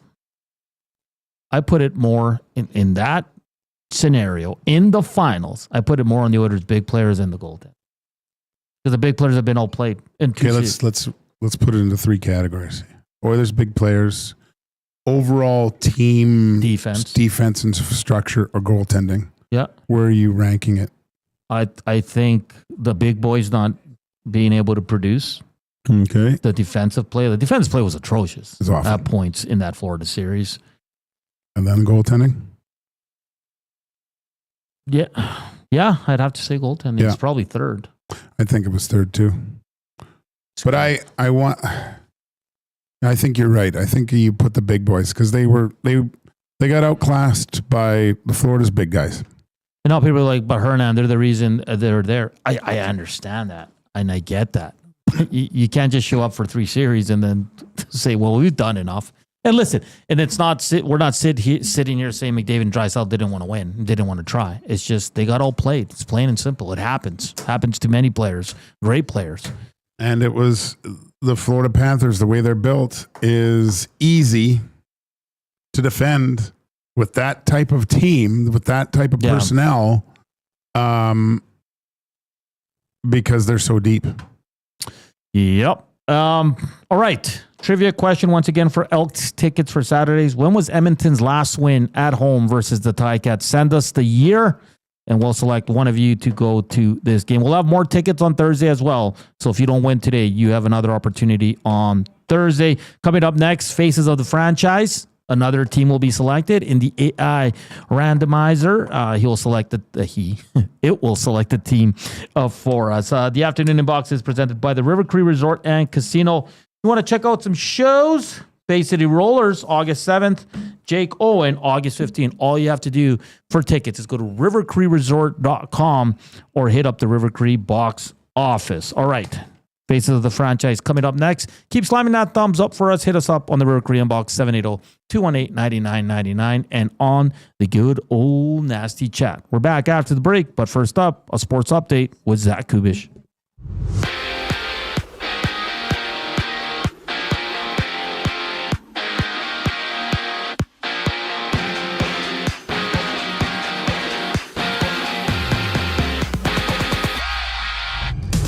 Royce Metier, Zach Mathis, and Michael Bodrick all miss Elks practice today. Mathis with a back injury. Metier with an ankle issue. Bodrick due to a shoulder injury. And EST's very own Tom Gazzola also reported that Cody Fajardo was taking first team reps. Jacob Plamondon was also added to the team's practice roster. The former Elks saw 44 games with the green and gold, playing as a fullback and a defensive lineman. In the NFL, Isaiah Likely of the Ravens rolled his ankle, being carted off the field after practice. He's expected to miss a few weeks. And the Jays, they were stomped 16-4 by the Orioles in the front end of their doubleheader. They rematch at 4:35. At home, the Riverhawks play the Night Owls for the first of 3 games. Catch the action on any of EST's audio streams as we join midway through the contest just after 8 o'clock. From Montreal, Bianca Andreescu was forced to pull out of the National Bank Open. She suffered a foot injury in her first round win against Barbara Krejcikova. This sports update is brought to you by Windsor Plywood Leduc, locally owned and operated, serving Leduc and surrounding areas since 1993. They're more than just plywood. They offer everything from doors and flooring to decking, fencing, and custom millwork. Windsor Plywood Leduc. They're the experts you need to know. The EST Afternoons returns after the break. I'm Zachary Kubish, and you're up to date. The Reed Wilkins Show with Jay Milne. A priority for Larry Thompson as the owner of the Elks should be to build a 30 to 35,000 seat stadium. 100% selling. Commonwealth Stadium has its purpose. I'm still holding out hope that, the lower deck can be mostly full and the upper deck can be half full when this team turns it around to where it was when I remember growing up and working the 50-50 with the Wildcats. The Reed Wilkins Show with Jay Milne, weekday afternoon 3 to 6, only on Edmonton Sports Talk, your clear choice for Edmonton sports. Tonight on Will It Store? 1 man, 6 bikes, and all the winter decorations still boxed up in the garage. Don't be that guy. Make space for summer with Sentinel Storage. Try 4 weeks free at sentinelstorage.ca. Your home for live music and great performances is the River Cree Resort and Casino. Don't miss award-winning platinum country artist Jake Owen at the River Cree Resort and Casino, August 15th. Get your tickets at rivercreeresort.com. River Cree Resort and Casino. Excitement? Bet on it.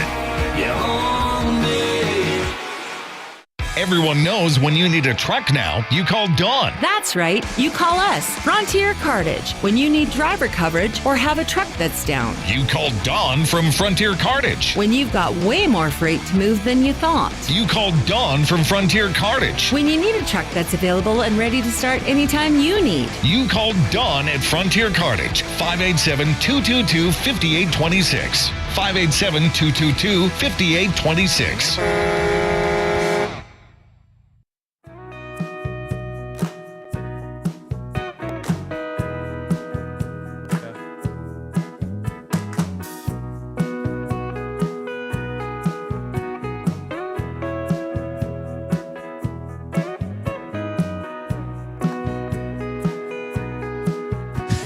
We're back here on EST Afternoons. I was in La La Land there for a bit. It's Joaquin, Gage, Hernan and Salas, Zach Kubusch here on EST Afternoons, live from the William Huff Studios. It's been a fun show.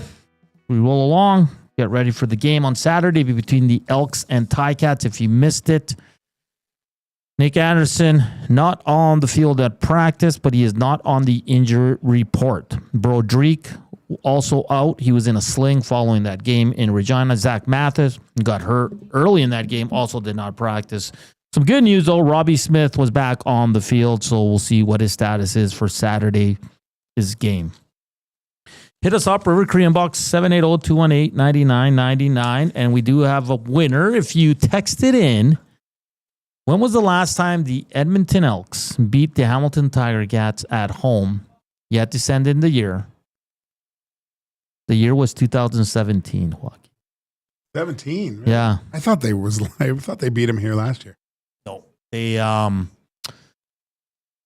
it's funny because Edmonton has a lot of success in Hamilton and it's just flipped. Both teams are really good on the road against each other. So I did select the winner. I did send them a text, and so we'll have more tickets on Thursday. But if you picked 2017, we thank you. Thank you very much for participating. Like I said, we'll have tickets on all the different shows throughout the week. So you have many, many more opportunities to win some tickets. All right, let's get to Faces of the Franchise. Yesterday we did Minnesota. We landed on Kirill the Thrill Kaprizov, Mikko Koivu, Marion Gaborik, and we took the tiebreaker to our boy Cass, who played in Minnesota, and he selected the Spurge. Yeah, Spurgeon. I wrote a message to Jesse Pierce, who does a lot of the wild stuff. Yeah. And Bar Down Beauties, I think, is her podcast. It's pretty good.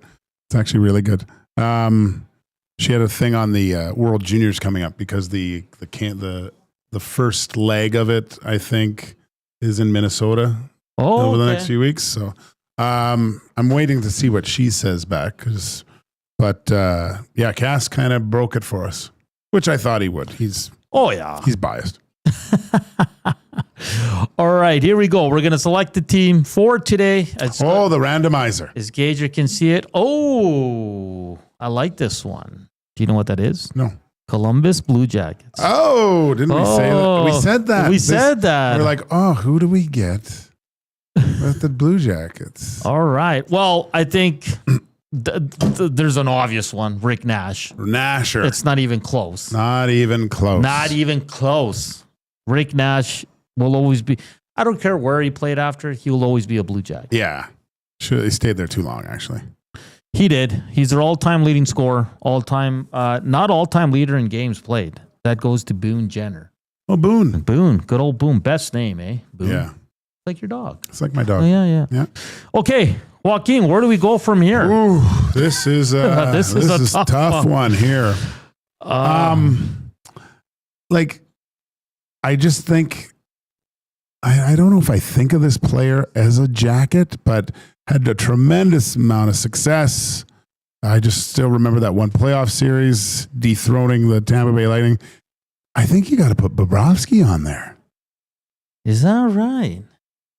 Well, when I think of goaltenders that played, in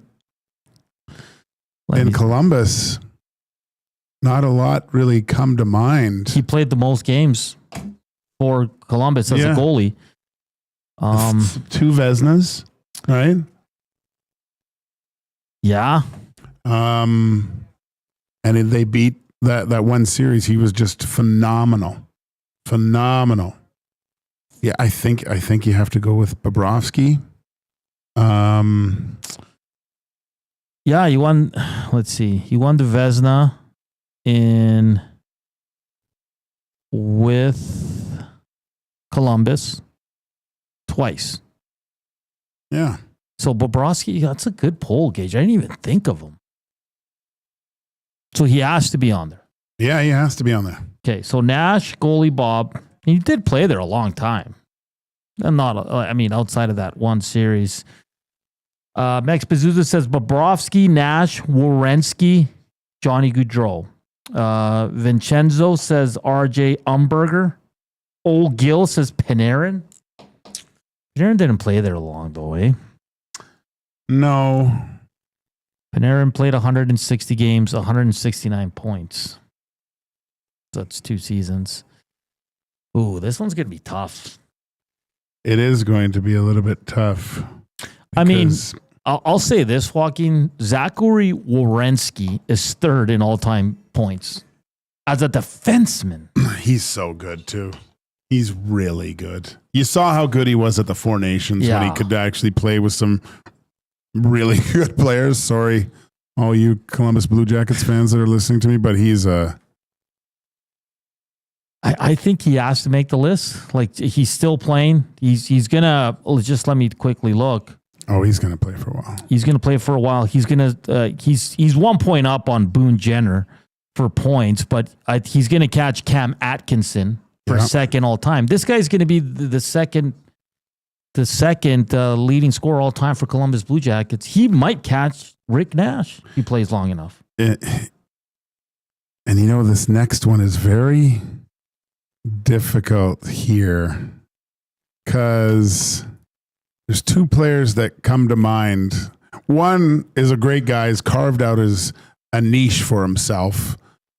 I don't know if he makes it, though, but he's loved in Columbus. Jody Shelley. Jody Shelley's a good one. And the other one, I think I got to put these 2 together, but Jody Shelley and Ron Hainsey, who played there forever. Yeah. Right? And then went to Pittsburgh and won a cup? I think he did, yeah. What about a guy like David Viborny? See, Dave and I played together our first year pro. He was one of their big picks in the expansion draft. Yeah. Oiler pick, right? Yeah. Oiler pick, yeah. I played with I remember our rookie party together, him and I. He could barely speak English, but obviously my Czech got much better that night because we had a blast. I got time for that just because. I mean, do we have to put in Boone Jenner because he has the most games played ever? God, I can't believe how many people I know played for that team. Nick Foligno, Cam Atkinson, Yaroslav Spacek. Rafi Torres, does he make the... No. Raphael. Rip City Step. David Viborny is who I think of. He was really good, man. He was really good. Spency 5 Sensi, Mark Letestu. I think you have Rowensky. So we have Nash, Bobrovsky, Werenski. And that other one, it's just tough because for a team that hasn't had a ton of success, right? Exactly. I mean, RJ Umberger played there a ton. He is, where does he fall? He's 12th in games played. I'd almost have to, I'll be honest, Joaquin, I'm leaning towards Jenner or Viborny. I think you go Viborny just because of he was there at the start, right? He was their go-to guy. Yeah. He's a good player. He's the one that got away from the Oilers. No, no. He was drafted 33rd overall. I know. He was slick, man. So he had he scored 20 goals 3 times for Columbus. His career high in points was 65. But those teams weren't good teams. His career high in assists was 48. He had back-to-back 65, 64-point seasons. Like Boone Jenner's like that bottom 6 guy. Right. I mean, I just don't know. Chris Russell. Ryan Johansson. No, oh, yeah.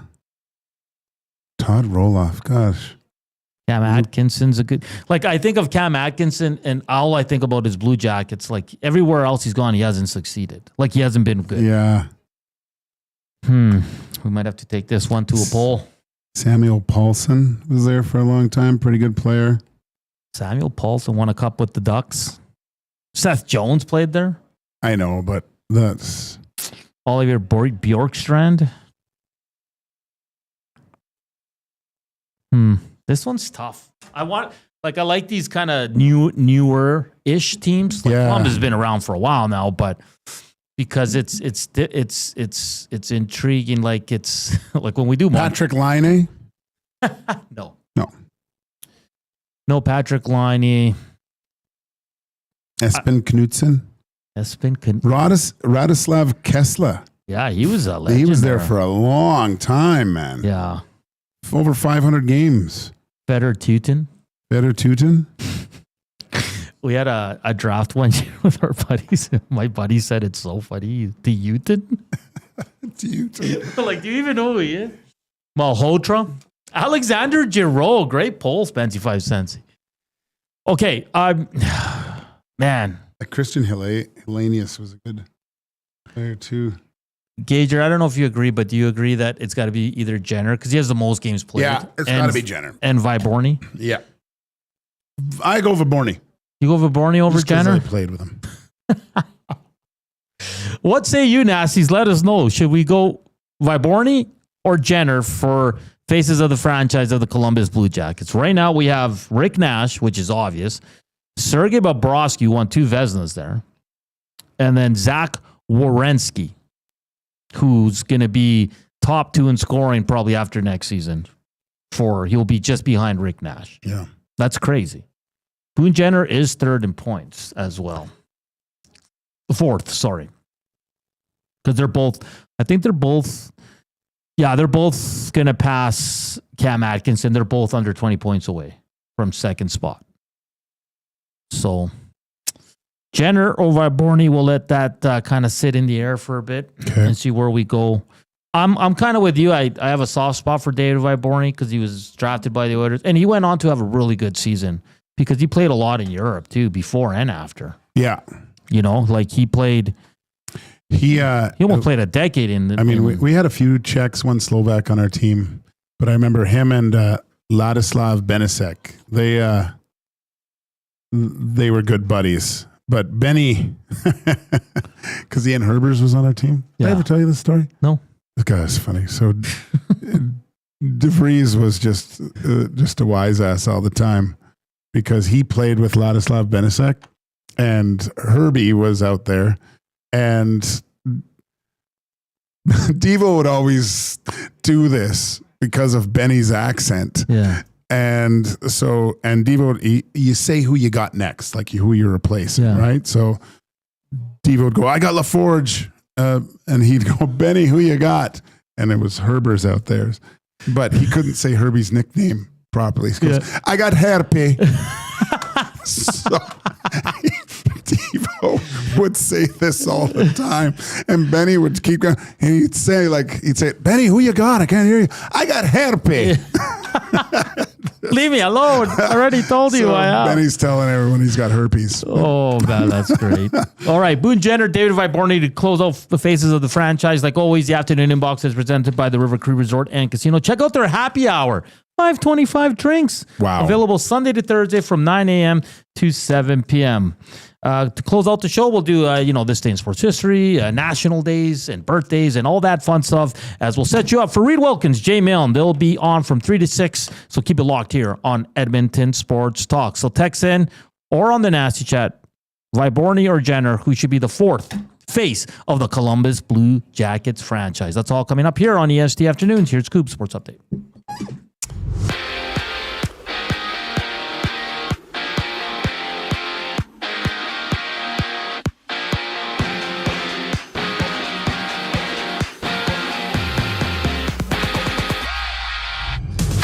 Day one of Elks practice had Royce Metier, Zach Mathis, and Michael Baudrick all not participating, with EST's very own Tom Gazzola reporting that Nick Anderson was absent.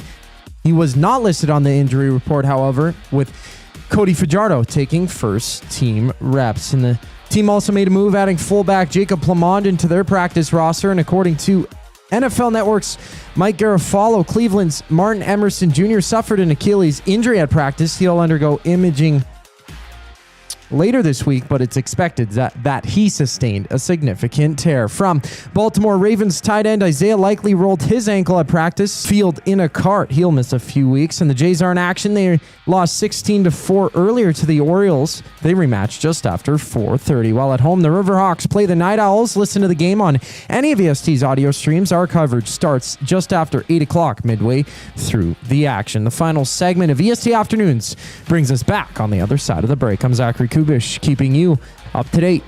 Avocado and feta dip, passion fruit cheesecake, and cocktails that taste like summer in a glass. Try the new feature menu at The Banquet. Refreshing, craveable, and made for sunny days. The Banquet. Get real. Play hard. You've heard the name, but what does it mean? For over 66 years, William Huff Advertising has supplied signage from screen printing to digital to LED with design, production, and install in-house. It's a one-stop shop for all your signage needs. Edmonton owned and operated, William Huff has been trusted by the biggest companies and teams in the City of Champions and many others across the country to do the job. If you're looking for a way to get the word out about your company or event, they are the answer. Go to www.williamhuff.com. Their results speak for themselves. Summer in Edmonton means three things: warm weather, long nights, and plenty of sports. From the lake to the links, you can boost your summer fun with hundreds of casino games, live betting on your favorite sports teams, and access to popular lotteries.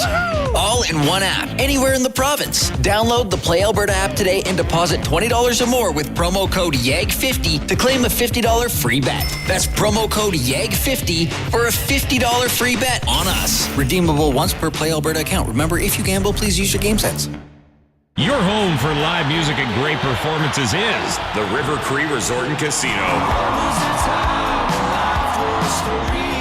Don't miss award-winning platinum country artist Jake Owen at the River Cree Resort and Casino, August 15th.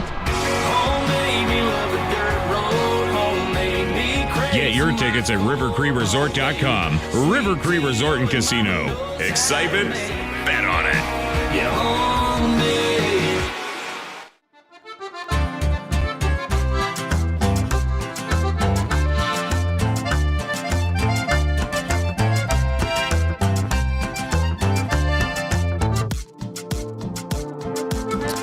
Final segment here on EST Afternoons, live from the new EST headquarters. The sun is shining.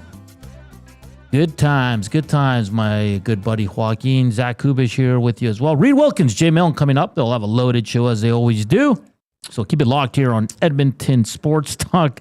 Old Gill says, just because Gage still calls me Oil Gill Jenner. Doc Dad says, I like Ray Borney because he was the mystery player of the game on Reed's show that I got on the first clue, which drove Reed to make the contest much harder, but it should be Jenner. Yeah, I think it's Jenner. But I'm going to go for Borney. Yeah. Max Bezuzu. This question might be an entire segment for a different show. Maybe tomorrow, Max Bezuzu. But who are your most interesting non-Oilers for next season? Interesting.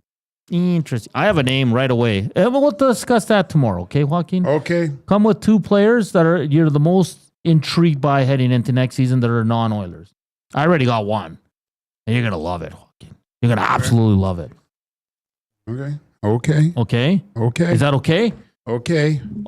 And then Gregor was, we were just double checking my trivia question. When's the last time the Elks won against Hamilton here at home? It is 2017. I just checked on the media guide of the Elks and the CFL site. So, yes. And the winner I've contacted and has not responded. If I don't hear from you soon, I will pick another winner who has the correct answer as well. Is that fair? I think that's fair. That's fair. Okay, Joaquin. 20 years ago today, the New York Rangers signed rookie Henrik Lundqvist to his first NHL contract. Okay. What year? 20 years ago today, 2005. Oh, really? Yeah. When did I play in Sweden? 2000. That must have been the same year. He's definitely one of the most handsome fellows. He's okay. He was. Is he in that great category? I think you do. He's one of the last, because he's one of the last guys that played 70 games or whatever during the season, right? Like, and there wasn't a lot of drop off in the playoffs. And he went to a final, didn't win. Didn't win. I hated him though. Why? Well, because of his good looks. No, I don't find him attractive one bit. He won one Vezina. No, he didn't. Yeah, he did. Oh, did he? 2011-12. Oh, yeah, he beat Quick out for it that year. So I remember playing against him in Frölunda. Okay. And he was very cocky, very brash, and good. Frölunda was a good team. And I was like, okay, he's a good goalie. Sure, he's all right, but I don't see what the big fuss is. But then I found out he was only like 20. Yeah. And I'm like, okay, well, or he might have even been 19 at the time. And then the following year, so I was in Germany playing, and we went up to a small Swedish town for training camp, and we played against Frölunda again. And so he's got a twin brother, Joel, right? Played for the Stars. Yeah. Scored 4 goals in one game. Did he really? Yeah. Then completely fell off. Oh yeah. But he was like he was the Swedish national captain for years or whatever. And so I jump into the elevator at the hotel. We're all staying there, right? So and Henrik and Joel are in there, and it's me. We're the 3 guys. Joel would look like the average Swede. I mean, he looked really good in clothes. But then Henrik was like, where's the tour bus and where's the next concert? Like, he looked like a rock star. Like, it was almost too much, like his boots and everything. Yeah. And then he and I said, hey, how's it going, guys? And goes, oh yeah. And he goes, you played in Sweden last year? I go, yeah, I played in Djurgården. And Lundqvist I was talking more to Joel, and Lundqvist goes, yeah, you were pretty good. And I was like, you prick. Pretty good. I was great. And then, so I didn't like him after that, but he went on, and I remember talking to Tom Rennie about him. Yeah. And I go, yeah, he got a pretty good goaltender there. And and he says, Joaquin, it's amazing how hard this guy works and how much he puts into everything. And there's a reason why he was considered one of the best for a long period of time. He's a pretty good broadcaster too. He's great. I love when he breaks down goaltenders, man. Yeah. He's absolutely fantastic. What about when I break down goaltenders? Oh, it's great too. Oh. But he does it on a national level. We just do it here in Edmonton. I'm just regional. Definitely, yeah. It's Anton Belov's birthday today. Remember him? Wasn't he supposed to be a big deal? Oh, it was terrible. Yeah, he was. He was not. Didn't he go back to Russia? He only played 1 year. Yeah. No, I mean, like, didn't he go back during the season? Said I didn't want to play. No, I don't know if he finished the season. Did he finish it? It's crazy. On this day in 1988, Cocktail, starring Tom Cruise, was released in theaters. Great movie. Elizabeth Shue. I don't know if it's a great movie. It's a good movie. Good. Sorry. Good. I mean, it has the Tom Cruise recipe for success, right? Good looking people. It's not as good as The Outsiders, but it's good. Oh, Jesus. Yeah. He had the one skill that was awesome. He always has a superpower. Yeah.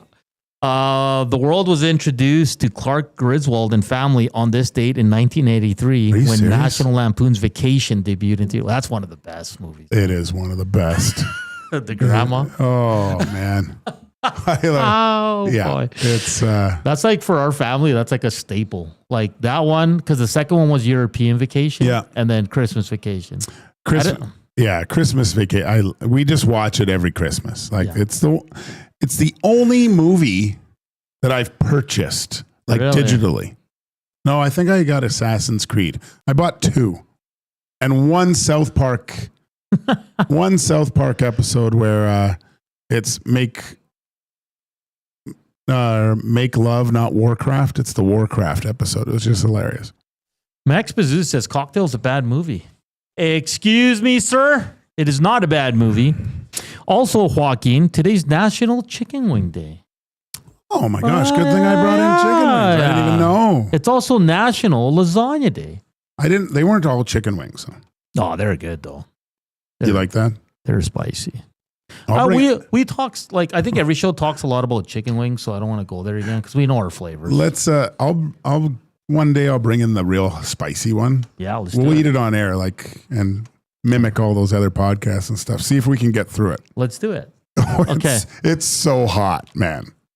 Are you a lasagna guy? Love lasagna. Yeah. Can you make lasagna? Yeah, but it takes too long. Yeah. You know what? Like I cook a lot of different dishes. Lasagna is one that I have to learn. Just how to. Oh, it's easy. Yeah. You know what I would do is I'll send you this because there's this one guy. He's a top chef. He says if his last meal would be this lasagna, but it's like 100-layer lasagna, and it takes like 2 days to make because he puts everything in it and then he compresses it. And then puts it, it has to stay in the fridge for 24 hours. And then it comes out in little slices. And then you make the little bolognese sauce and bake it again with tons of cheese. Oh, it's so good. I love lasagna. You know where's a really good, it's funny because what's he talking about lasagna with? Oh, watch your toes. I'm dropping names, but it was Mac T and Kelly Buckberger. Oh, look at this guy, eh? We were talking about Coliseum Steak and Pizza. If you ever want a really good lasagna, man, it's good there. It's so good there. There's one place called Dallas Pizza. It's by Capilano. It's old school, like a mom and pop shop. Like, you know, it's been around. They make a donair lasagna. Oh, I got it. On Real Wheels, our buddy Wheels says, I just bought chicken wings from No Frills. Okay, what flavor, man? Come on, you got to give us some details. Sure, those are chicken wings those might just be the feet, Wheels. He brings home chicken's feet. Big Uke says, did you know there was a National Lampoon's Christmas Vacation 2? I was 2 years old when I found this out. I did not know that until I think it was ago. Just with Cousin Eddie, wasn't it? Because even the Vegas one sucks. Does it? Yeah, I didn't like it. For me, it's the classic, when they go to Wally World. The European one's hilarious. Yeah, and then Christmas Vacation, of course. Vincenzo, I like saying that. Vincenzo, UFO Pizza has good lasagna. Where the hell is that? I gotta look that up. The Donero lasagna, I'll vouch for it from Doc Dad. I gotta try that, Joaquin. But we should do the hot wing challenge. Yeah, with our boy Koob. Do it. I think Koob can handle it. Dusty almost died. He was sweating. Was he? Oh yeah. That's funny. Because it was spicy. It was. Yeah. It was hot. Bone says flats forever. Yeah, I like the flats. I got what are they called again? What did I order yesterday, BP's? Chicken. You got chicken nuggets is what you got. Nugget, yeah. You weren't impressed with me. They're good though, Joaquin. They're good, but don't call them wings. No, I know. Boneless wings. That's what the word I was. Might as well call them flightless birds. Flightless bird wings. Big Uke says no Chevy Chase is not. It's Cousin Eddie. 13% on Rotten Tomatoes. Came out in 2023. Yeah, I can imagine. And where is UFO Pizza? Sherwood Park? Let's figure it out. Hey, big shout out to Joshua Frey-Sam from with the Winnipeg Free Press. He was outstanding. Go back and listen. He talked about a little bit of panic in Bomberland. Not a lot of things going well ahead of their game Friday. It's a rematch against the Toronto Argonauts. It's been fun, Joaquin, in the new studios. It's big. Are we done? What? We're done. Wow. We're done. It's time to go enjoy this weather.